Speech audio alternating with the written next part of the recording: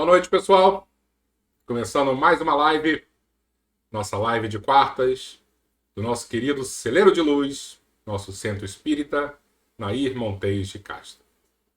Que Jesus nos abençoe, que possamos, mais uma noite, de alguma forma, estarmos unidos ao nosso templo de espiritualidade, que é a nossa casa espírita, possamos também estar unidos a Jesus, que é o verdadeiro dono daquela casa, né? Nós falamos sempre nas reuniões mediúnicas, quando conversamos com alguns espíritos, que essa casa não pertence a ninguém, pertence a Jesus. Ele é o grande mestre, o grande senhor daquele lar, e que possamos também, todos nós, estarmos unidos, abraçados em espírito, porque somos uma família, somos aqueles espíritos adotados por seu Pedro e Dona Nair, e fazemos parte desta história. Espero que todos estejam muito bem, e hoje vamos iniciar mais um capítulo do nosso livro Nosso Lar, psicografado por Chico Xavier e ditado por André Luiz, o primeiro livro de uma série de ótimos exemplares, onde conversamos nessa nossa live, onde encontramos nessa coletânea de André Luiz um pouquinho das explicações sobre a vida na erraticidade, isto é, a vida no plano espiritual. Vou dar aquela olhadinha para ver quem já está aqui. E vamos falando com os nossos familiares. E Pojucã, tudo bom? Muito boa noite. Marisa, minha irmã Marisa, tudo bom? Boa noite. Eliane, boa noite. Neia, boa noite. Albertinho, boa noite. Sônia Maria, tudo bom? Boa noite. Ritinha, boa noite. Sérgio, boa noite, meu irmão. Elizabeth Marques, boa noite. Maria Terezinha, boa noite. Patrícia Valente, boa noite. Tiago Salles, boa noite. Muito bom estar com você aqui.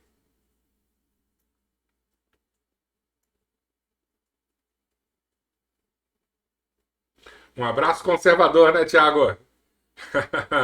Muito bom, muito bom. Acho que aquele nosso bate-papo fez diferença nas nossas estradas. Grande abraço sincero para você, tá? Sua avó é toda orgulhosa, hein? Silvia, boa noite, Silvia. Denise, boa noite, Denise. Lúcia Regina, boa noite. Alberto Orsini, boa noite. Socorro, boa noite. Mande notícias do seu Carlos, sempre orando por ele, tá? E por você também. Beatriz, boa noite. E as pessoas já estão chegando. Eu acho que já podemos iniciar a nossa introdução, o nosso bate-papo inicial. Aquela conversa que às vezes a gente contextualiza um pouquinho do que vai acontecer. Às vezes falamos um pouquinho de história, às vezes falamos um pouquinho de filosofia. Eu acho que essa introdução é interessante para a gente, porque de alguma maneira abre um pouquinho os nossos horizontes, né? E a nossa compreensão, de alguma forma, fica melhor. E hoje, como já percebemos que André Luiz, de acordo com capítulos passados, foi resgatado e já está iniciando a sua recuperação, está convalescendo, vamos falar de uma certa forma do tema central deste capítulo, na nossa introdução, que é o otimismo e o bom ânimo. E quantas vezes em nossas vidas faltamos com essas duas, né, virtudes, que é o nosso querido otimismo, principalmente. Quantas vezes a gente esquece que o otimismo atrai coisas boas? Eu já ouvi de algumas pessoas o seguinte pensamento: para que eu vou ser otimista se daqui a pouco dá tudo errado e eu só vou me decepcionar? Então eu prefiro esperar o pior. E às vezes a gente se agarra nesse pensamento, né? Só esquecemos que quando estamos nessa embaixo dessa nuvem de tempestade, né, que parece que parou na nossa cabeça, de alguma maneira, estamos atraindo também problemas. E o bom ânimo, né, um pensamento positivo, otimista, também atrai coisas boas. Então necessitamos demais dessas virtudes. Não é só assim, eu vou ser otimista porque eu vou receber coisas boas. Porque não é assim exatamente que funciona. Mas sabemos que quanto mais estivermos voltados a pensamentos nobres, edificantes, virtuosos, atrairemos questões semelhantes. E precisamos também compreender que essas virtudes que estamos citando aqui, elas são filhas de uma virtude maior, vamos dizer assim. E que, de alguma maneira, hoje em dia, está sendo muito esquecida. Principalmente por alguns jovens que se acham merecedores de todos e todas as coisas boas do universo, que é a gratidão. Então precisamos ser gratos, e não apenas gratos à vida como um todo, né? Gratos a Deus, gratos aos bons espíritos, gratos à sociedade, gratos àqueles que já viveram e que abriram caminho para que hoje as nossas vidas possam ser mais fáceis. Gratos aos nossos pais, gratos aos nossos avós, gratos aos nossos filhos, aos nossos professores, às forças de segurança. É um universo de gratidão que precisamos ter. Um universo. E, de alguma maneira, hoje em dia, esquecemos dessa virtude. E por esquecermos dessa virtude, por acharmos que somos merecedores do que há de mais sublime, por pensarmos que somos o último biscoito do pacote, de alguma maneira, nos tornamos insensíveis ao que está acontecendo.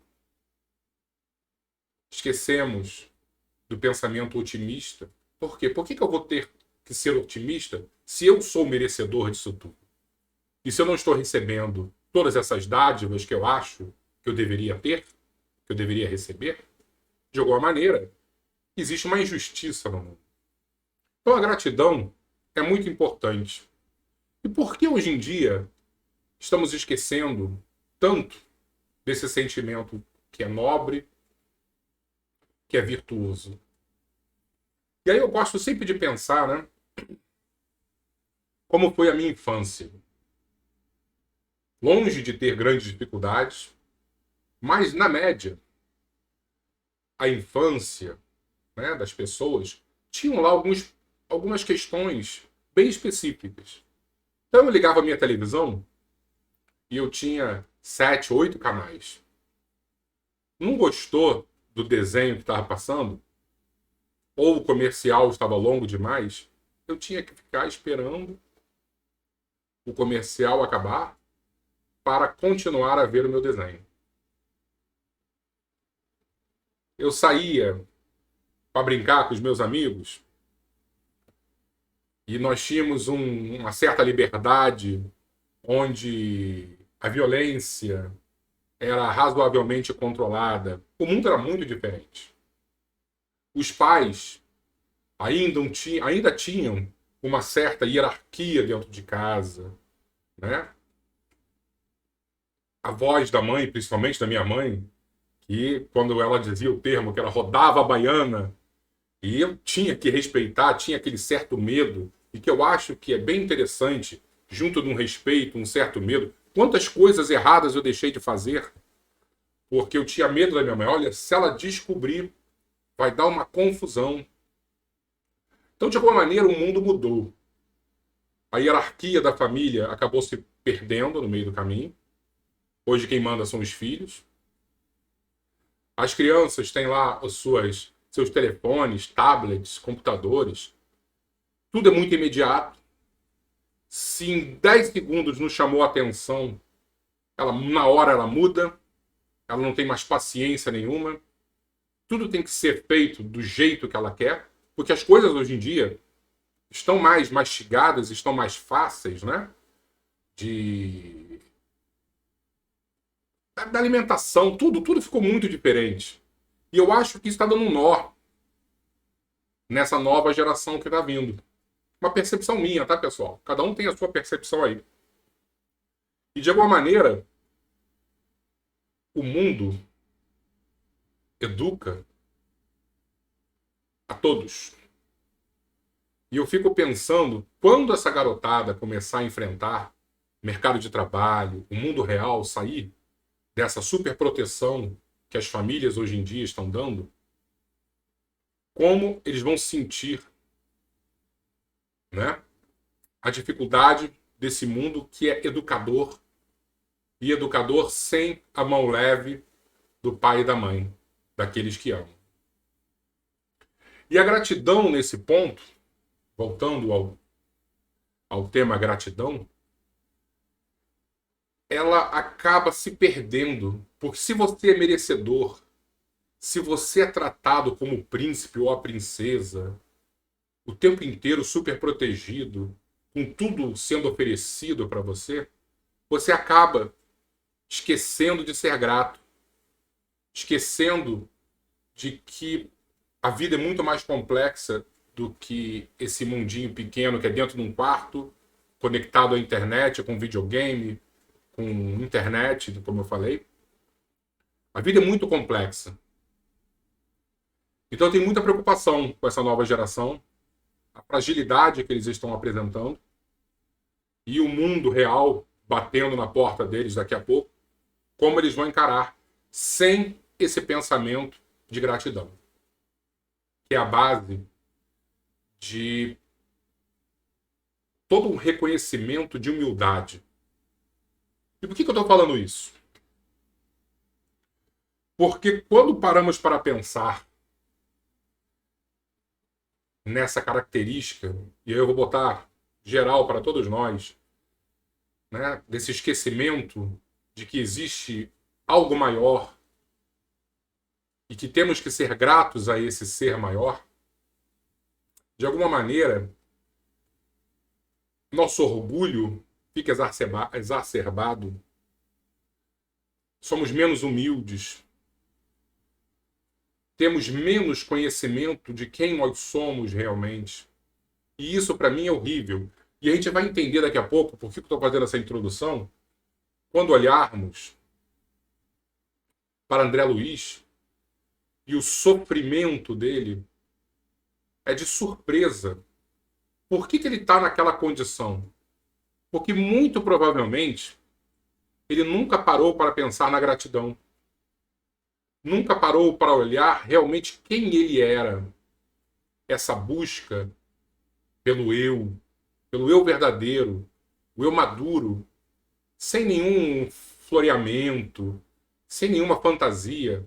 E muitas das vezes nós fantasiamos as nossas existências.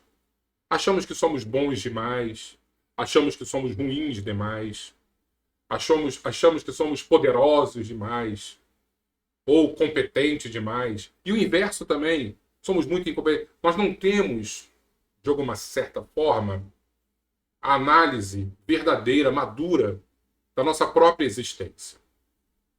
E aí nós vamos voltar 2.500 anos, sempre para Atenas, né? E quem fez a análise do livro A Caminho da Luz compreende por que voltamos para Atenas, porque foi um momento de transformação da humanidade, onde Jesus permitiu que grandes espíritos aqui nascessem para trazer ainda à humanidade bem primitiva valores nobres, valores existenciais. E aí inicia o conceito de filosofia com Sócrates. E Sócrates, esse pai da filosofia, como conhecemos hoje, nessa busca existencial, ele tinha uma vontade gigantesca de conhecer a verdade, de descobrir a verdade. E era um embate filosófico interessante, porque existia um grupo na Atenas de 2.500 anos atrás, que eram os sofistas. E os sofistas, eles acreditavam que tudo poderia ser a verdade. Sócrates não. Sócrates cria que existia a verdade. O pensamento sofista acreditava, como eu disse, que a verdade estava em todos os lugares.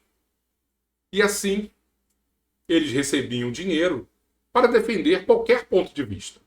Mal comparando, uma espécie de advogado, onde você paga e ele vai te defender. Estando certo ou errado, ele vai te defender. O sofista era isso. Você queria ganhar uma discussão, você pagava para o sofista ia na Ágora, que era uma praça pública, e defendia um ponto de vista, mesmo sem acreditar nisso. Sócrates ficava horrorizado porque cria que existia sim uma verdade. E um dia, um grande amigo de Sócrates saiu para conversar, foi buscar uma previsão com as pitonisas, que eram as médiums de 2.500 anos atrás. E ele, no oráculo de Delfos, esse amigo de Sócrates, pergunta a pitonisa quem era o homem mais sábio de Atenas.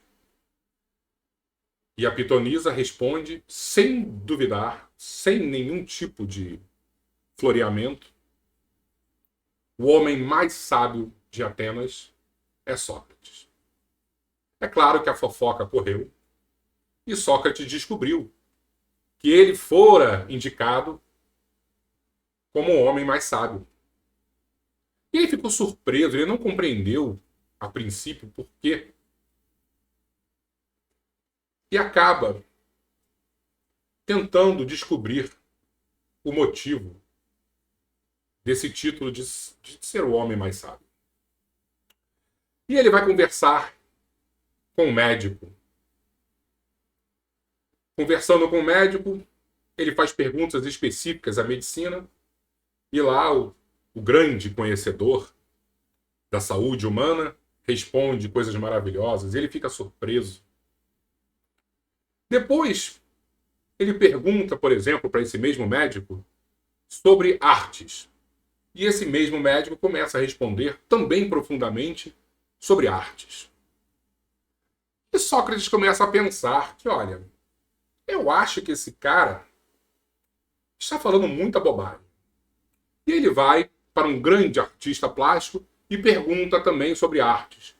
E as respostas desse artista plástico, especialista nisso, são completamente diferentes daquele médico. E aí ele pergunta para esse artista plástico questões ligadas ao direito, e o artista plástico também responde maravilhosamente e profundamente sobre questões ligadas às leis. Imediatamente ele vai num advogado e pergunta. E percebe que o artista plástico não entende nada de direito e estava falando muita bobagem.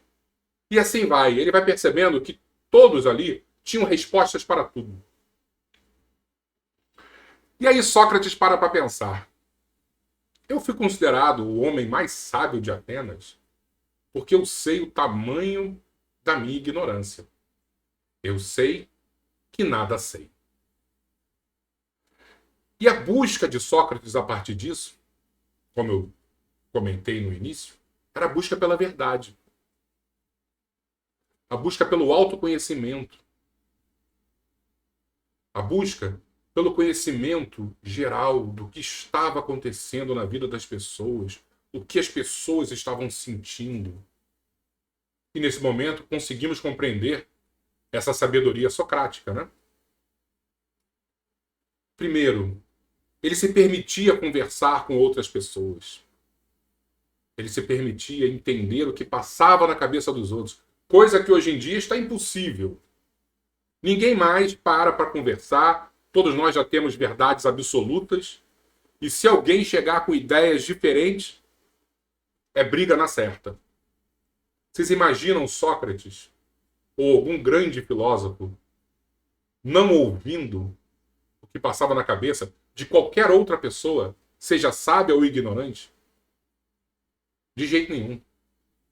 Ouvidos abertos a todas as ideias. Como hoje ficamos ignorantes?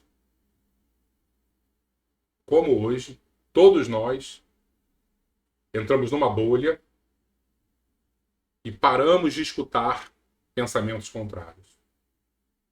A gente vai acelerar um pouquinho o tempo e vamos para 1970, 1980, quando o escritor Daniel Goleman ele nos apresenta um livro chamado Inteligência Emocional. E uma das características da inteligência emocional, lembrando que eu, por exemplo, sou da geração do QI. E se você não fosse bom em lógica, pensamento mais matemático, você era o tal do QI baixo e era taxado como burro. Hoje em dia sabemos que existem diversas formas de inteligência e uma delas é essa inteligência emocional. E a característica importantíssima da inteligência emocional é o autoconhecimento. É você olhar para dentro de forma madura, como eu disse, e perceber verdadeiramente quem você é, sem nenhuma fantasia. E isso é muito difícil. E quando esquecemos de fazer isso, quando acreditamos nos rótulos da sociedade, nas opiniões das pessoas, é um preço muito alto que vamos pagar. Principalmente quando descobrirmos que não somos tão inteligentes, poderosos, bons, bonitos, ricos, amados. E ao ler esse capítulo, eu percebo exatamente essa surpresa de André Luiz quando descobre que a vida dele, apesar de ter sido extremamente bem-sucedida profissionalmente, foi um fracasso em diversas áreas. Mas o seu orgulho, extremamente normal, não estou fazendo nenhuma crítica em relação a isso, mas o seu orgulho eclipsava essa inteligência emocional dele, essa característica mais forte que é o autoconhecimento.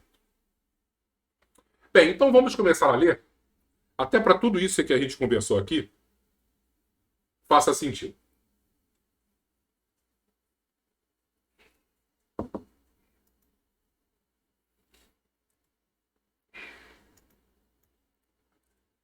Nosso capítulo 6, precioso aviso. No dia imediato, após a oração do crepúsculo, Clarence me procurou em companhia do atencioso visitador. Fisionomia a irradiar generosidade, perguntou, abraçando-me. Como vai? Melhorzinho?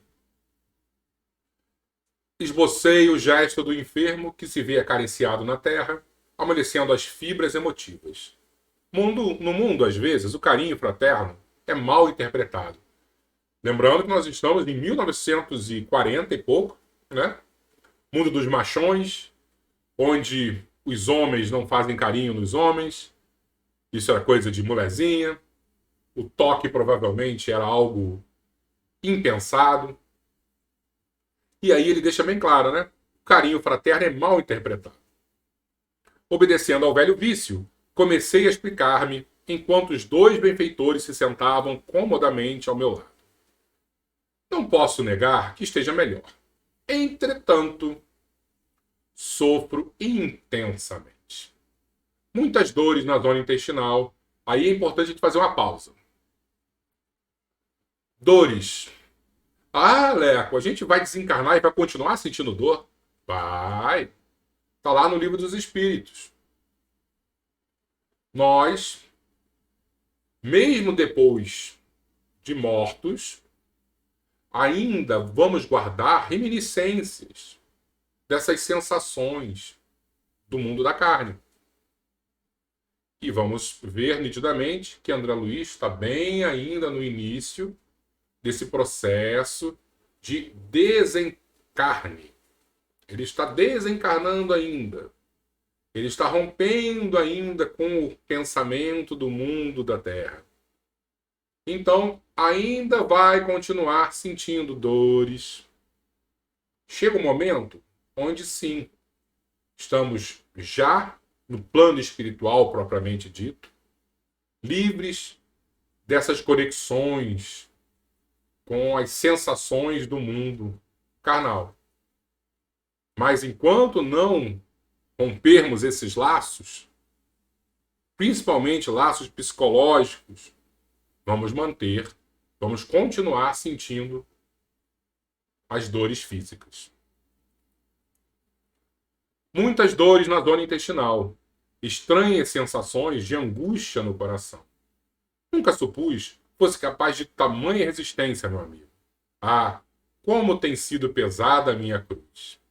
Agora que posso concatenar ideias, creio que a dor me aniquilou todas as forças disponíveis. Clarencio ouvia atencioso, demonstrando grande interesse pelas minhas lamentações, sem o menor gesto que denunciasse o propósito de intervir no assunto. Encorajado com essa atitude, continuei. Além do mais, meus sofrimentos morais são enormes e inexprimíveis. Ele está com bom ânimo? Ele está otimista? Não, não está. E por quê? Está grato de ter sido recebido da maneira que fora recebido em nosso lar? Existe gratidão no pensamento dele? Não. E muito será por que não existe essa gratidão? Porque se achava merecedor de coisas muito melhores. Faltava o autoconhecimento. Essa análise profunda, madura, realista de quem realmente nós somos.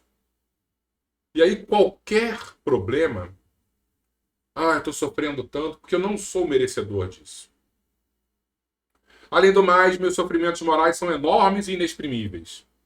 A mainada tormento exterior, com os socorros recebidos, volta agora às tempestades íntimas. O que terá sido feito da minha esposa, de meus filhos? Teria o meu primogênito conseguido progredir segundo o meu velho ideal? E as filhinhas? Minha desventurada Zélia muitas vezes afirmou que morreria de saudade se um dia eu lhe faltasse. Admirável esposa. Ainda lhe sinto as lágrimas dos momentos derradeiros. Não sei desde quando vivo o pesadelo da distância. Continuadas dilacerações roubaram-me a noção do tempo. Onde estará minha pobre companheira? Chorando junto às cinzas do meu corpo? Ou em algum recanto escuro das regiões da morte? Minha dor é muito amarga. Que terrível destino do homem penhorado no devotamento à família. Creio que raras criaturas terão parecido tanto quanto eu. No planeta, vicissitudes, desenganos, doenças, incompreensões e amarguras, abafando escassas notas de alegria. Depois, os sofrimentos da morte do corpo. Em seguida, martirizações no além-túmulo. Que será então a vida? Sucessivo desenrolar de misérias e lágrimas? Não haverá recurso à semeadura da paz? Por mais que deseje firmar-me no otimismo, sinto que a noção de infelicidade me bloqueia o espírito, como terrível cárcere do coração. Que desventurado destino, generoso benfeitor. Primeiro, eu acho que é importante a gente fazer uma pausa aqui. E uma dor que muito provavelmente todos nós vamos passar ao desencarnarmos. A saudade daqueles que ficaram. Filhos, netos, esposo, companheiros, tudo. Quem ficou, a gente vai acabar sentindo a falta, né? E isso vai realmente tirar a nossa paz de espírito. É um baque? É. Porque vamos ter que compreender de uma maneira muito dura que a família universal é muito maior do que a nossa família física. E enquanto estivermos vivendo apenas pensando no nosso núcleo familiar, como dizia Jesus, não estaremos agindo diferentemente dos fariseus hipócritas. E a gente precisa, de alguma forma, hoje, na carne, abrir os laços familiares. Não é abandonar filho, esposa, ir embora de casa, não. Mas já aqui, a se preparar, compreender que a nossa família espiritual é infinita. Que aquele irmão que está na rua é nosso irmão, é nosso filho, é nosso pai. E isso é muito difícil, porque, de alguma maneira, nós somos muito autocentrados. Nós temos ainda uma questão de laços consanguíneos muito forte. É o que eu sempre falo do instinto de perpetuação da espécie, aquilo que norteia os animais. E, de alguma maneira, nós precisamos, pouco a pouco, ir rompendo com isso. O segundo ponto é crermos que nós somos insubstituíveis. Então, quando ele se recorda da esposa, da sua viúva, ele fala, ela deve estar ainda chorando a minha falta. E depois, eu não vou dar spoiler, a gente vai ver que a história não é bem assim. Todos somos substituíveis. Todos. Todos. É um baque. É um grande sofrimento. Mas todos somos substituíveis. Deixa eu dar uma olhadinha, ver se tem alguma questão aqui.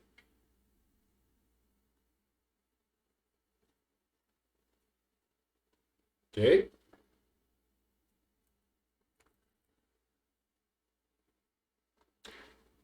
Chegado a essa altura, o vendaval da queixa me conduzira o barco mental ao oceano largo das lágrimas.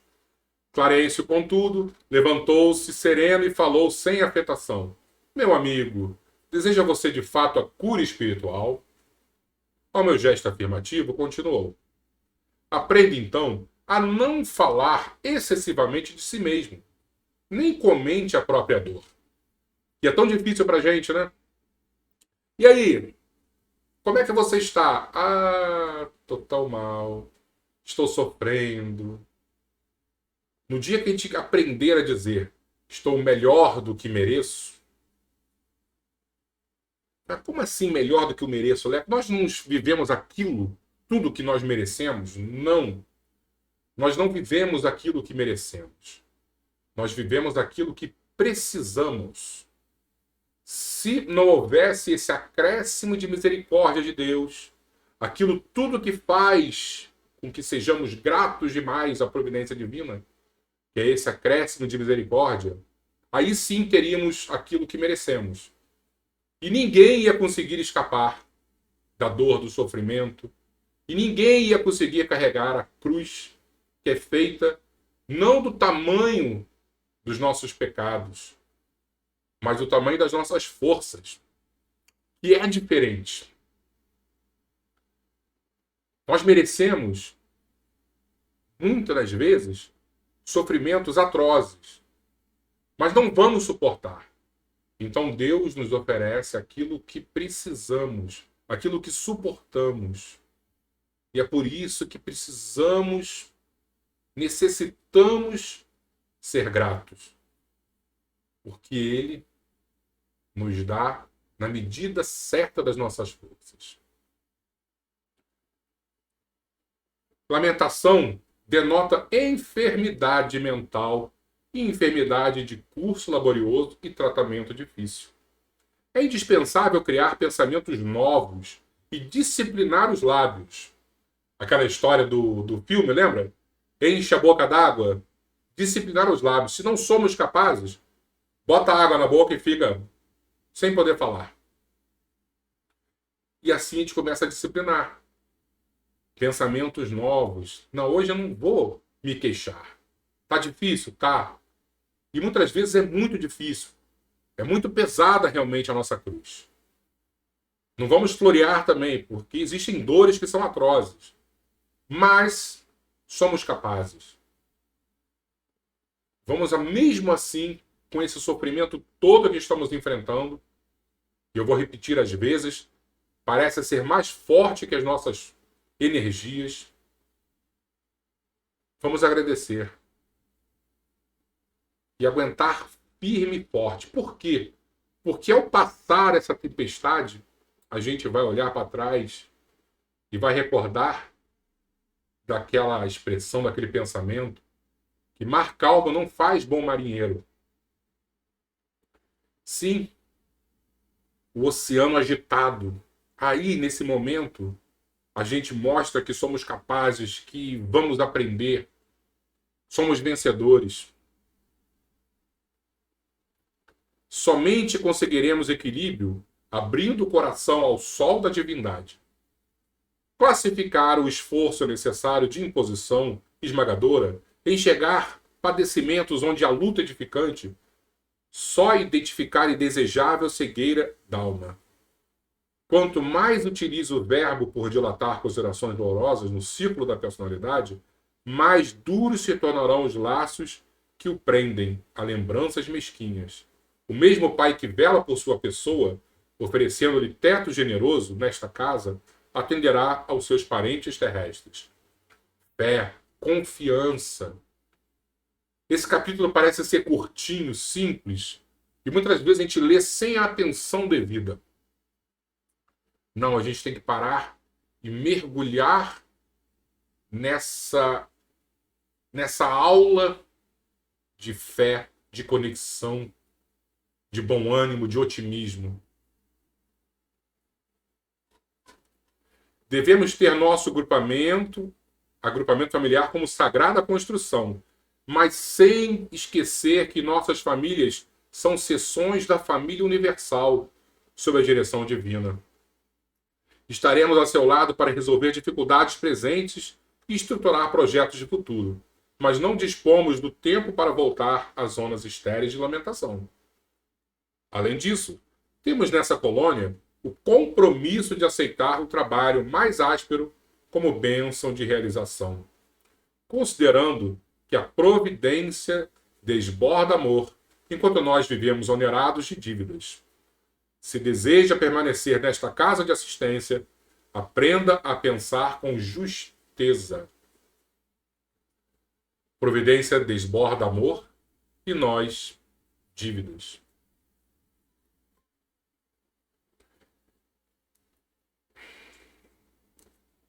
Nesse ínterim, secara-se-me o pranto e, chamado a brios pelo generoso instrutor, assumi diversa atitude, embora envergonhado da minha fraqueza. Não disputava você na carne, prosseguiu Clarencio, bondoso, as vantagens naturais decorrentes das boas situações? Não estimava a obtenção de recursos lícitos, ansioso de estender benefícios aos entes amados?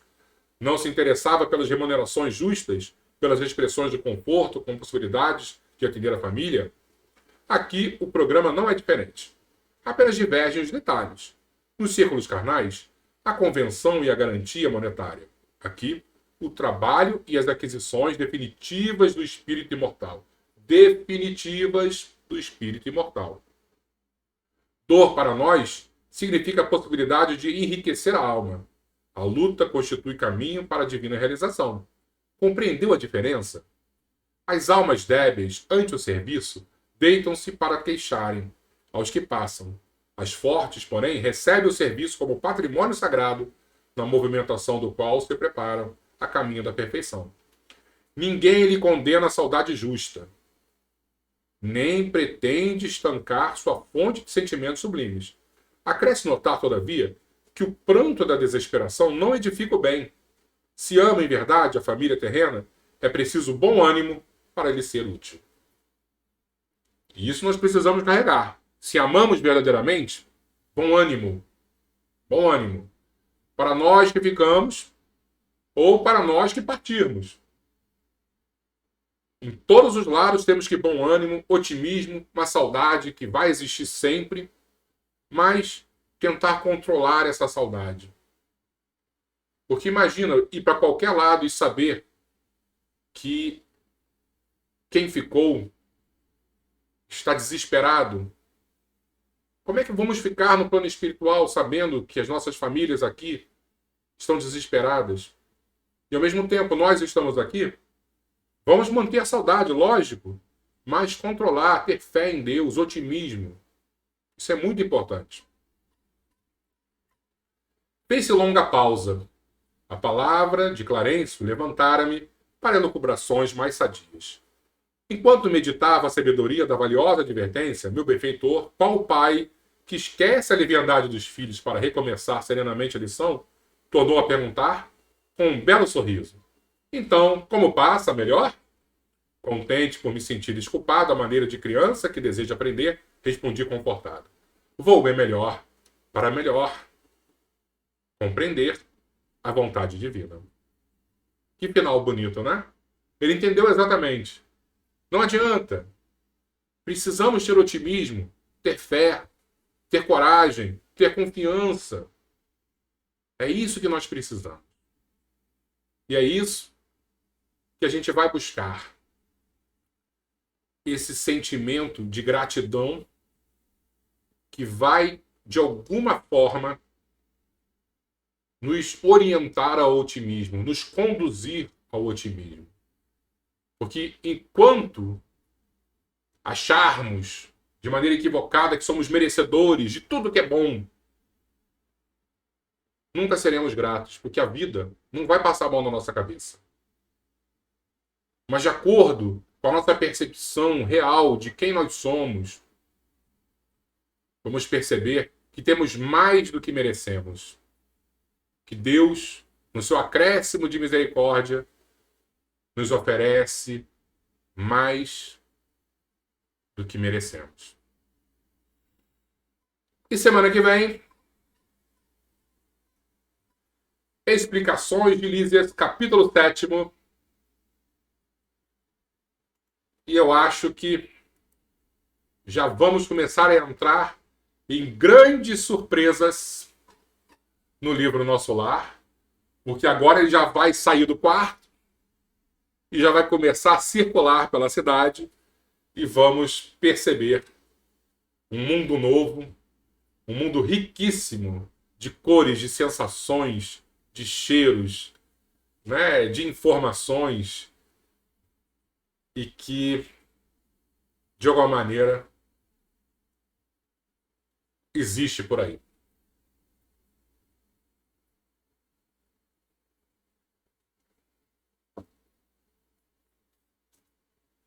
Albertinho está falando assim: Leco, querido irmão, você analisando esse capítulo, lembrei das mãos que escreveram essas páginas. Chico Xavier. Lembrei da sua humildade e do seu amor por nós. Gratidão. Chico Xavier é um daqueles espíritos que eu compreendo e que eu, de alguma forma, aplaudo essa humildade explícita. Quando ele dizia, não, se fulano era isso, o outro era o leão, eu era a pulga do leão. Ele sempre se colocava como o último dos homens. Só que Chico era tão superior, verdadeiramente tão bom, que não era da boca para fora. Ele estava realmente querendo mostrar a sua humildade. Por que eu falo isso? Porque muitas das vezes as pessoas vão falar assim, ah, Leco, você fez isso, tal, tal. Ah, que isso, eu não sou merecedor. Não, eu sou apenas... Eu acho isso uma hipocrisia. Quando a gente quer dar uma de humilde e se jogando lá para baixo. Não, se a pessoa te elogiou, agradeça assim, sem afetação. Aí você fala, não, que isso, eu não sou nada, não. Né? E tem gente que vai querer forçar uma barra fingindo que é um Chico Xavier. E eu acho isso estranhíssimo. Apenas Chico, e claro que tem outras pessoas também muito elevadas que aí eu enxergo esse autoconhecimento, essa análise madura de quem é, né? Principalmente se comparando a Jesus, Nós precisamos sempre nos comparar a Jesus, olhar assim, não, eu não sou nada. Mas sem essa afetação de o tempo inteiro querer dar uma de bonzinho, de humildão e de não sou nada, não sou ninguém, porque eu acho que esse é um outro lado da moeda que também não acrescenta em nada. Minha opinião, tá? Peço desculpas. E agora, Albertinho também está nos lembrando nosso copo d'água para fazermos a nossa prece de encerramento. E, com certeza, esse líquido vai ser tocado pelos trabalhadores da última hora, tocado pelos espíritos que trabalham em nome do bem na casa dos nossos pais espirituais, seu Pedro e Dona Naí. Chegou o momento da nossa oração. Meu copinho já está aqui.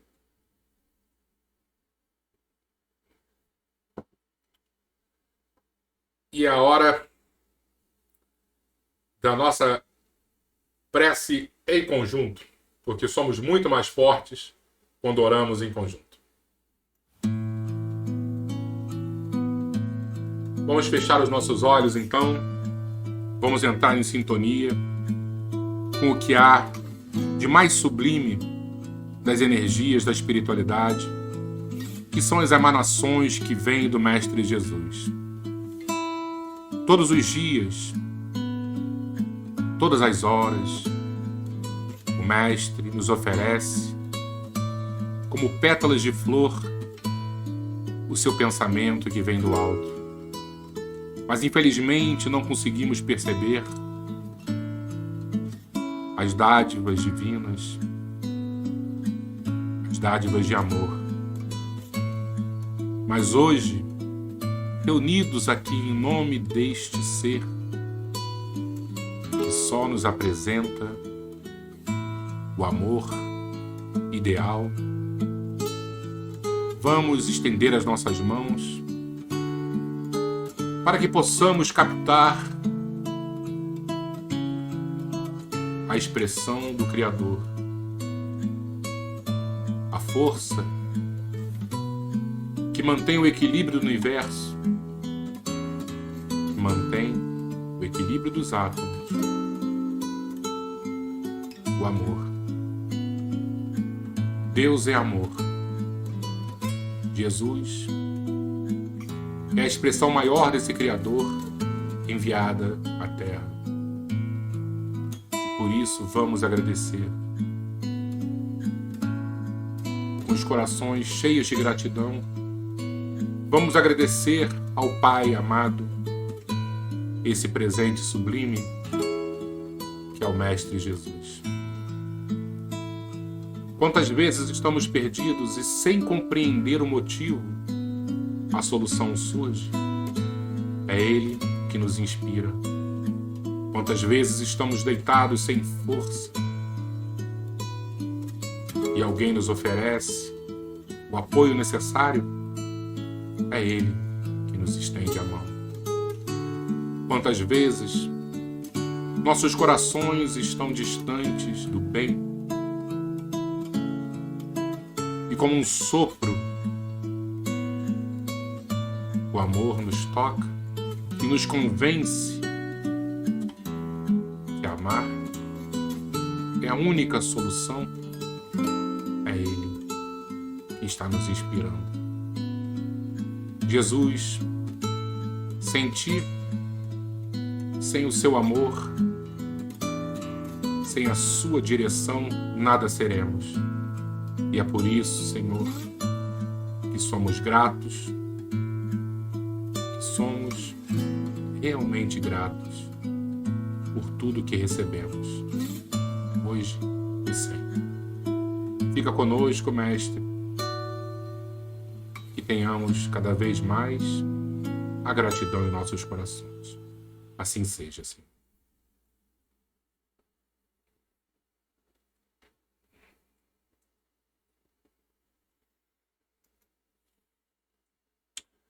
Muito bom, pessoal.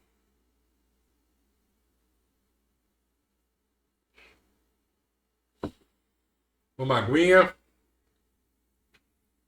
e que tenhamos verdadeiramente a gratidão. Nem sempre a vida vai ser do jeito que queremos, nem sempre a solução vai ser da maneira que desejamos, nem sempre a luz que buscamos vai se apresentar na escuridão mais dura, mas tenhamos tranquilidade, tenhamos fé que no momento certo as coisas vão se resolver. Fiquemos com Jesus, fiquemos com Maria Santíssima, nossa mãe, fiquemos com, acima de tudo, com Deus Pai em nossas vidas, que tudo vai passar. Se não chegou o momento ainda da tranquilidade, daquele mar tranquilo como buscamos, tenhamos fé, porque Jesus está em nossas embarcações. E basta um olhar dele para que o oceano, de alguma forma, se tranquilize e as nossas vidas vão seguir esse caminho. Obrigado a todos e até semana que vem, se Deus quiser. Beijos!